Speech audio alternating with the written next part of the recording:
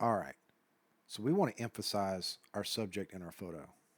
We've done all our edits, but we want to emphasize the subject.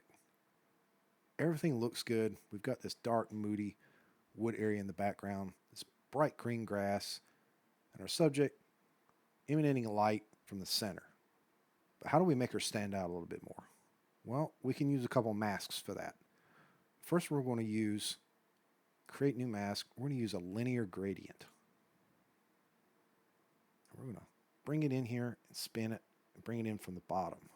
We're going to blow it up so we have a nice little gradual increase. So we're going to go from dark to light. What we're going to do is drop our exposure just a little bit. There we go. It's kind of drawing our eyes in towards the center of the frame. And if we want to, we can drop the highlights a little bit just to give it a little bit darkness. And what I like to do is take down the texture. Texture is micro contrast, and you can kind of almost feel it. Kind of blurs it just a little bit. There we go. So this is after, before, and after.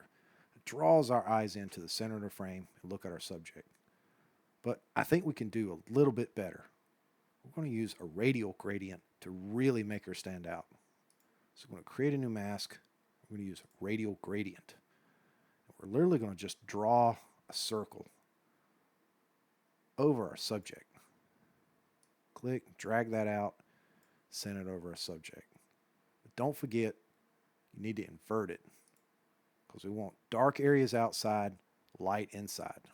And if you have to, you can adjust the range of where that gradient starts. We're going to do the same thing again.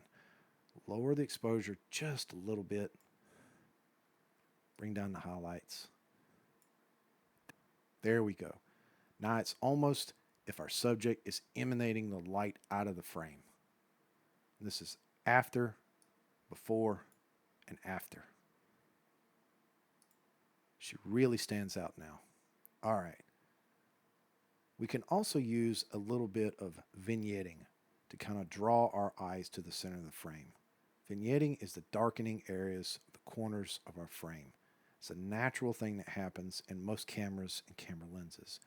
Lightroom automatically corrects for this when you select your make and model and profile of your lens and camera. We can add that back in. You see, I've already done it. Let's take it away. See, that's a dramatic thing. So we just add that back in, and it's natural. It just draws our attention to the center of the frame. And if we want to, we can add in just a little bit of grain for some more texture. Only just a little bit. Subtle. That's all we're looking for, is just subtle.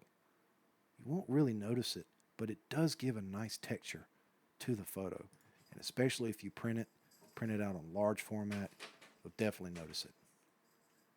This is how you make your subject pop, using natural or some artificial vignetting, linear gradient, and radial gradient in Lightroom. Makes your subject stand out a little more and makes your photos be a little bit different from everyone else's.